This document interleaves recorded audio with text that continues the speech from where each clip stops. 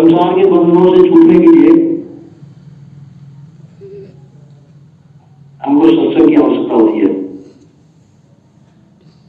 सत्संग के द्वारा बहुत अनंत लाभ है। सबसे बड़ा लाभ है कि संसार का बंधन छूट जाता है। संसार में रहते हुए भी हम संसार के बंधन से रहित होते हैं। संसार में है, संसार में सब कुछ काम करते हुए, सब कुछ काम करते हुए भी हम संसार के बंधन से रहित होते हैं। कर्म करे और रहे कर्मी ऐसी जो बोलावे संतोष ही सदगुणों में भावे। संसार में कर्म करते हुए भी हम जो है संसार से कर्मी रहते हैं। क्यों? कि संसार से मोह शक्ति से रहित होते हैं। संसार में तो रहते हैं पर संसार का मोह हमको नहीं होता है। संसार का मोह न होने से हमको संसार के कोई भी कर्म पैमान नहीं होते। तो संसार में मोहित नहीं है। संसार का प्रभाव हमारे ऊपर नहीं गिरता है। संसार का प्रभाव हमारे ऊपर गिरेगा जब जाकर के हम संसार में बंधेंगे। संसार के बंधन में जब मिलते हैं जब संसार का प्रभाव हमारे ऊपर गिरता है। इसलिए जो कब होता है इस संसार से वैराग्य को लेकर के महापुरुष रहते हैं। संसार से उसको वैराग्य होता है, राग से रहित उनका जीवन होता है। जिस चीज में हमारा राग नहीं होगा वो बंधन भी नहीं होगा।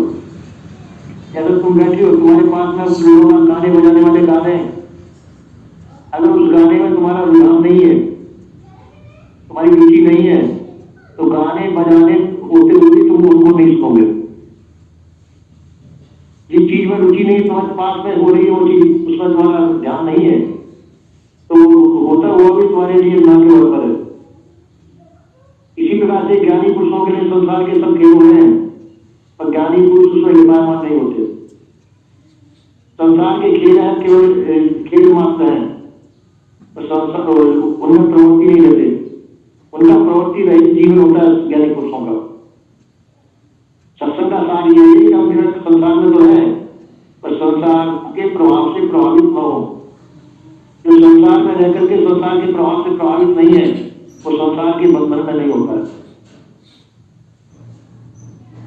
कैसे हो सकता है कि जो यही हो सकता है, इसी प्रकार से हो सकता है कि संसार विजाती है, आप चेतन है, ज्ञान स्वरूप है। संसार में भी सभी जीव ज्ञान स्वरूप है, चेतन है। व्यक्तिगत रूप से वो सभी चेतन ज्ञान स्वरूप है, पर संसार के प्रभाव में आ जाते हैं, इसलिए वो संसार के बंधन में हो जाते हैं।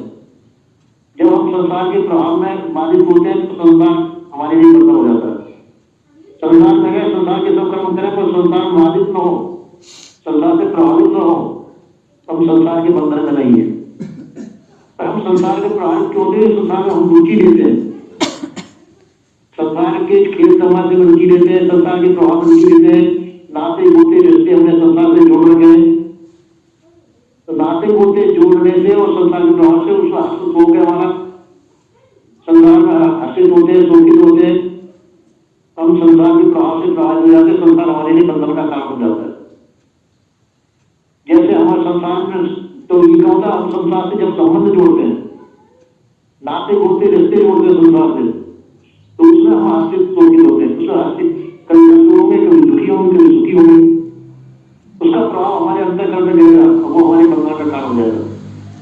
संसार में कुछ भी होता है, हम उससे प्रभाव अपने ऊपर नहीं गिरने दें तो उसका प्रभाव हमारे ऊपर नहीं गिरेगा। कुछ भी होता है और कुछ भी होने का प्रभाव कब गिरेगा? जब उससे हम संबंध जोड़ेंगे, जब रिश्ता जोड़ेंगे संसार। जैसे हमने संसार में जो हम जितने भी बैठे हुए हैं इनसे तुमने रिश्ता जोड़ रखा है, तो इनका दुख सुख तुम्हारा दुख सुख होगा, इनके संबंधियों का सुख भी तुम्हारा दुख सुख होगा। पूरे संसार में आप बंधन में आ जाए। और यदि रिश्ते को तोड़ दे तो इनका प्रभाव तुम्हारे ऊपर कुछ भी नहीं होगा। जो होता है तो होता रहेगा, तुम्हारे ऊपर उसका प्रभाव नहीं होगा, तुम बंधन से रहित हो जाओ। तो माने हुए का बंधन है। रिश्ते नाते होते माने हुए गए। अगर रिश्ते नाते होते तुम नहीं मानो तो कोई तुम्हारा रिश्ता नाता होता नहीं है। इसलिए संसार में हम अपना रिश्ता मान लेते हैं। किसी से बहन का रिश्ता माना, किसी से काकी का कुछ रिश्ता माना।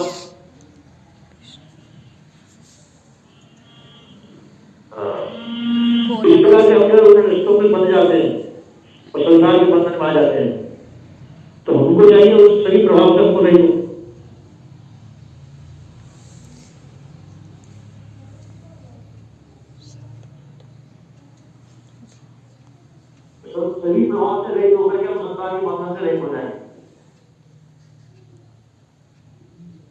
हाँ, हाँ।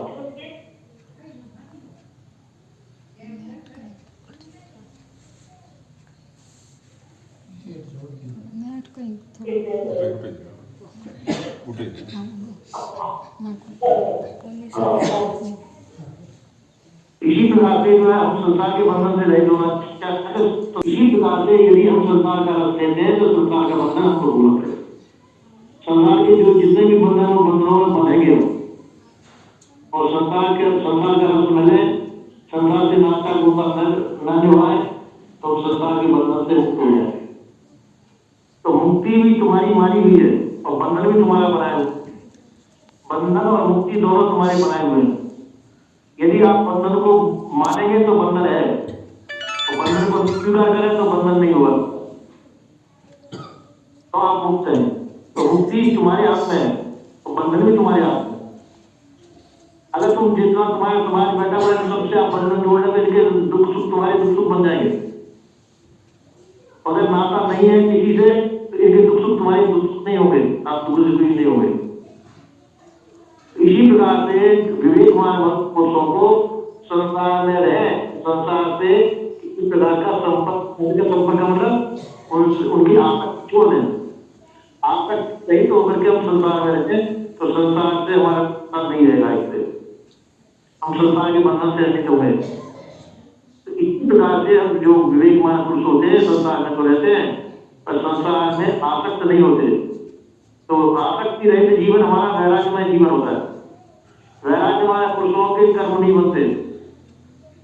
तो वैराग्यमान है वो संसार में आपने आसक्ति जो कर्म किया है वो बनेंगे, वो भोगने पड़ेंगे। और जो आसक्ति रहित है तो कर्म उनसे ही होंगे जो आसक्ति रहित है, और कर्मासक्त न होने के नाते से उनके वो कर्म नहीं बनेंगे तो भोगने भी नहीं पड़ेंगे। इसी प्रकार से संसार में हम जो कर्म हम स्वयं बनाते हैं तो आसक्ति लेकर के कर्म कर रहे हैं। जैसे विवेकवान पुरुष संसार में तो बैठते हैं तो कितने होते तो संसार के मोह भ्रम से रहित होकर के संसार में रहो, संसार तुम्हारे बंधन का कारण नहीं होगा। इस प्रकार से विवेकवान पुरुषों में रहने का होता है।